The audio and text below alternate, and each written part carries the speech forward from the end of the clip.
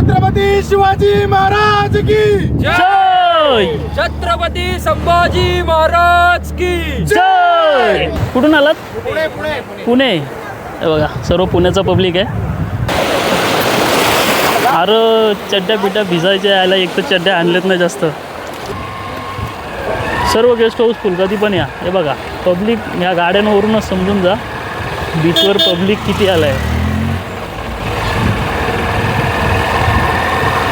मुरुड, अलिबाग, दिव्यागर आणि श्रीवर्धन आणि हरिहरेश्वर हे फेमस बीच आहेत सर्व. आमच्या साईडला तर जास्त करून दिव्यागर बीचच फेमस. 2021 लग्न झालं होतं तेव्हा आलो होतो, डायरेक्ट आत्ता येतो आहे. मिनल कुठून जायचा? कुठे पुढे? इथंच लावूया.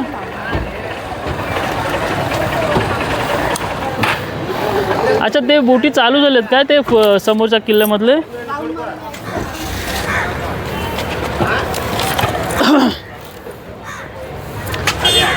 हा फायनली आलो बीचवर. बीचवर पब्लिक जाम आहे.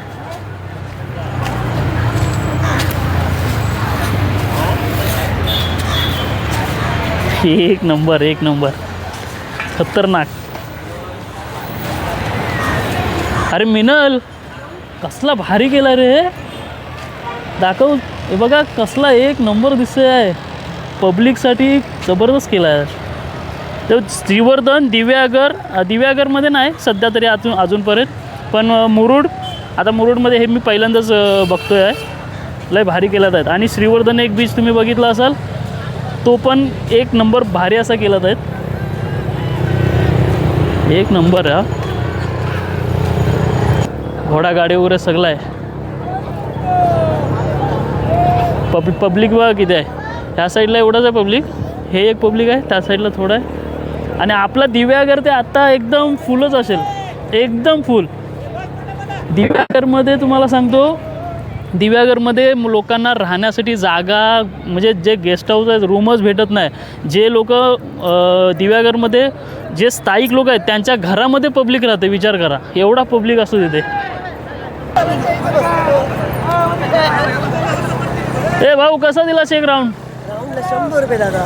100 रुपये. तर हा बघा, हा तुम्हाला जो किल्ला दिसतोय ना यार, धुक्का भरपूर आहे, दिसत नाही आहे. हा बघा नॉर्मली, हा आता दिसतो बघा थोडा. तर हा किल्ला, ह्या किल्ल्यामध्ये अगोदर एंट्री नव्हती, अगोदर लोक जात नव्हते, जे टुरिस्ट लोक अगोदर जात नव्हते, आणि आत्ता चालू झाला आहे.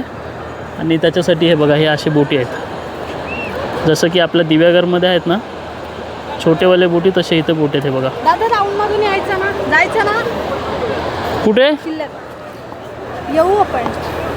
विचारू ना, किल्ल्यात जायचं बोलतेस? जाऊ येऊ आपण. ह्यांचं जेवण पण झालंय नाही, 12:30 1 पर्यंत येऊ. 12:30 पण येऊ का? एकच्या आत येऊ ना? येऊ. ठीक आहे चल बघूया, जाऊया. मिनल ऐकत नाही. मिनल बोलते की दादा आपण किल्ल्यात जाऊया. ठीक आहे चल. तसं पण आता घरी जाऊन जेवण वगैरे अजून झालंही नाही, कारण ती आपण जे आता कोलंबी घेतली आणि बांगडे त्या आत्ता आपण घरी दिलेत आहेत. म्हणजे जेवण व्हायला जवळजवळ अजून 1-1.5 तास तरी जाईल. आणि तसा पण टाईम आहे आपल्याजवळ. तर मिनल बोलते दादा चल, बोलतो आपण जाऊन येऊया किल्ल्यातला. आणि मी पण आता तयार झालो जाण्यासाठी. का? त्याचं कारण म्हणजे मी कधीच गेलो नाही आता पद्मदुर्ग किल्ल्यामध्ये, म्हणून विचार केला की ठीक आहे चल आता बोलू, आता चान्स भेटला आहे जाऊन येऊया. ह्याच्या अगोदर म्हणजे अगोदर यायचो मुरुडला, पण कधीच गेलो नाही तिकडे. जंजिरा किल्ला आहे त्याच्यामध्ये गेलो भरपूर वेळेला, इथे गेलो आहे नाही. भाऊ आहे काय जागा?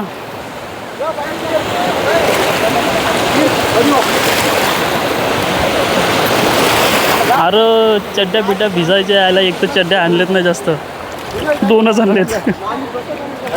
जाऊ चढू काय? गणपती बाप्पा मोरया. हां आपण पुढे जाऊया. ते बसतो. लय भारी. गावातली मजा ही मजा गावामध्ये एक नंबर. कुठलं तुम्ही कुठून आलात? पुणे. हे बघा सर्व पुण्याचा पब्लिक आहे आणि पद्मदुर्ग किल्ल्यामध्ये चाललो आहे आता आपण. एवढा वर्ष येतोय मी पण मी कधी गेलो आहे ना तिकडे, पण आता चाललो आहे. बघूया जाऊन कसा एक्सपिरियन्स आहे. हे बघा एक्सपिरियन्स. येऊ तर जोरात, अजून जोरात. एक नंबर. असं अशी पाहिजेत. ही पण एक नंबर. ही बघा कडक. मिनल कुठे गेली? मिनल ती बघा एकदम तिकडे बसली आहे शेवटला.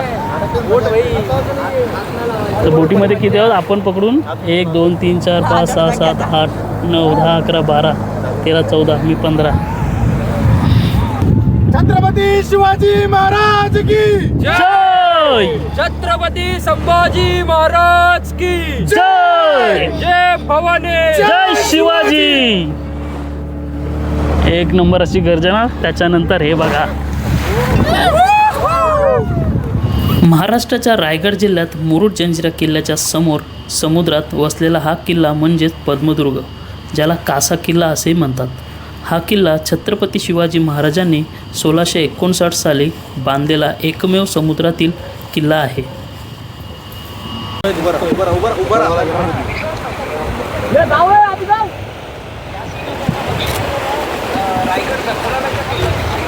कुठल्या साईडला? हां हां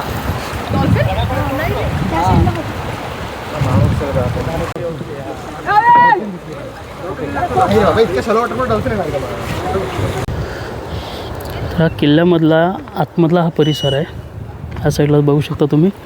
आणि इथं बघताय आपला भगवा झेंडा आणि इथं कोटेश्वरी देवीचं आईचं मंदिर आहे. पहिल्यांदा आलं आहे.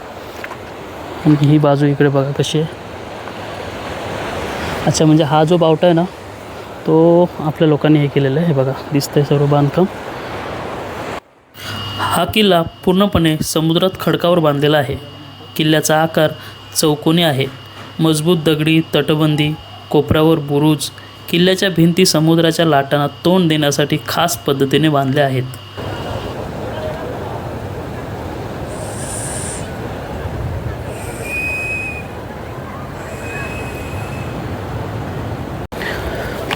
हे बघा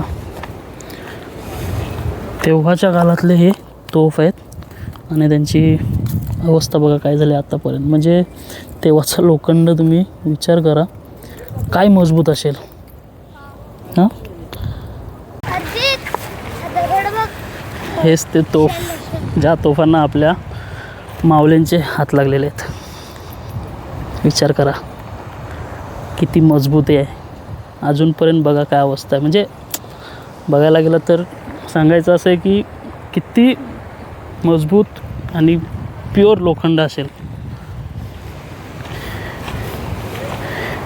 हा तोफ एक मावला उचलायचा म्हणजे तुम्ही विचार करा. हा तोफ उचलून मावले लढायचे.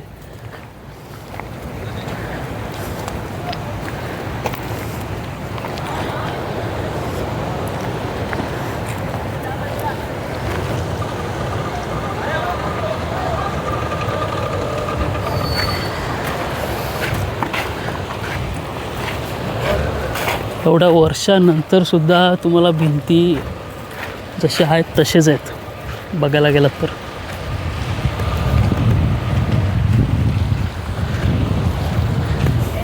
म्हणजे कोणच इथे या किल्ल्याचा रक्षण करण्यासाठी नसूनसुद्धा हा किल्ला आणि याचे जे भिंती जसेच्या तसे उभे आहेत अजूनपर्यंत. किती वर्ष झाले या गोष्टीला. आणि आता इथं आतमध्ये आलो आहे आपण. पद्मदुर्ग किल्ला अंदाजे 9 एकर भाग व्यापतो.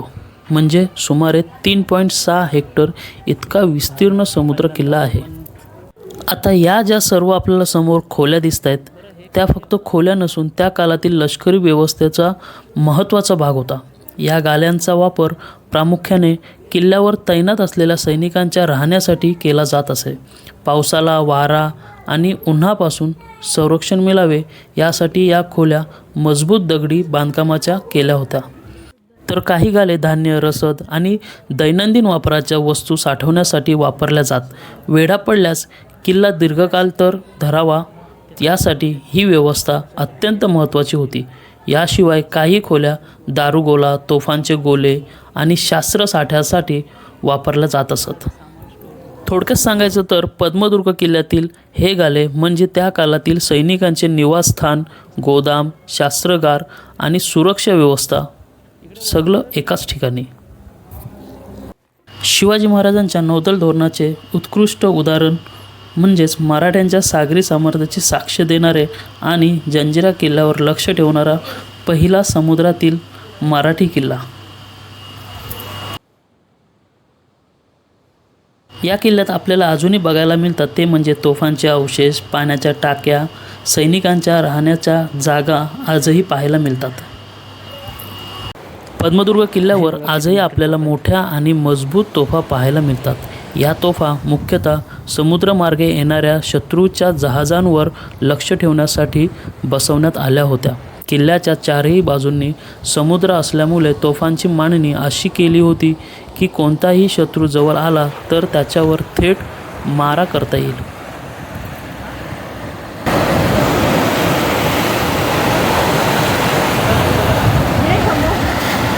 हे जे टाके दिसत आहेत ह्याच्यामध्ये पूर्णपणे गोरा पाणी आहे, ना की खारा. हा एक विचार करण्यासारखी गोष्ट आहे की समुद्राच्या चारी बाजूला पाणी आहे हे बघा, आणि मधोमध जेवढे पण 3 ते 4 टाके आहेत पाण्याचे, त्या टाक्यांमध्ये प्युअर गोरा पाणी आहे. आणि हा जो तुम्हाला समोर दिसतोय ना वरती लेफ्ट साईडला, तो जंजिरा किल्ला आहे.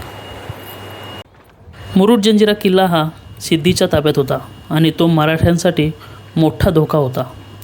या जंजिरा किल्ल्यावर नजर ठेवण्यासाठी आणि सिद्धीच्या हालचालींवर नियंत्रण ठेवण्यासाठी छत्रपती शिवाजी महाराजांनी पद्मदुर्ग किल्ल्याची उभारणी केली. हा किल्ला जंजिरा जिंकण्यासाठी नव्हे तर रणनीतिक दबाव ठेवण्यासाठी बांधण्यात आला होता. समुद्राच्या लाटांशी झुंज देत आजही उभा असलेला पद्मदुर्ग छत्रपती शिवाजी महाराजांच्या दूरदृष्टीचा आणि सागरी सामर्थ्याचा जिवंत पुरावा आहे.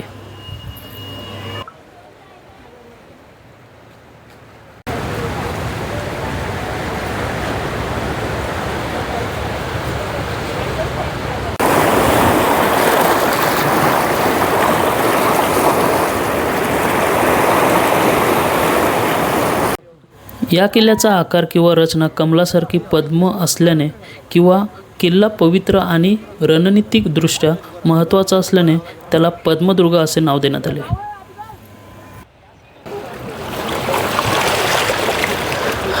चला तर आता निघतोय. फायनली आपली बोट पण आली. आणि इकडे हे बघा पब्लिक बघा.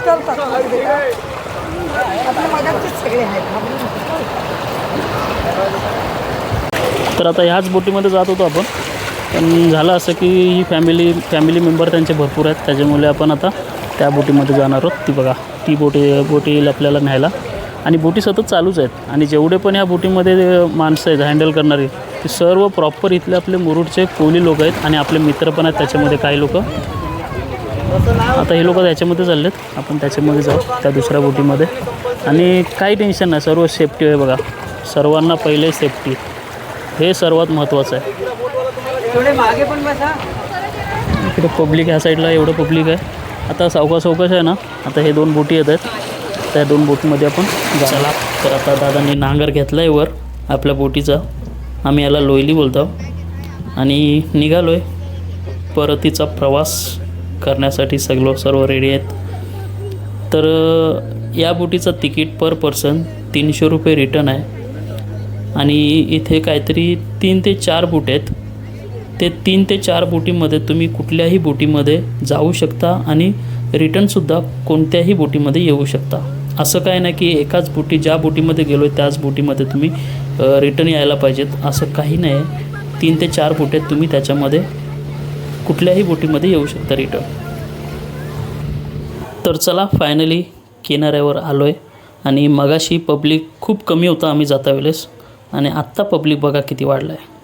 तर चला हा व्हिडिओ आता इथंच एंड करतो आहे. व्हिडिओ आवडला तर नक्कीच लाईक करा, कमेंट करा, आणि आपल्या चॅनलवर नवीन असाल तर सबस्क्राईब करायला विसरू नका.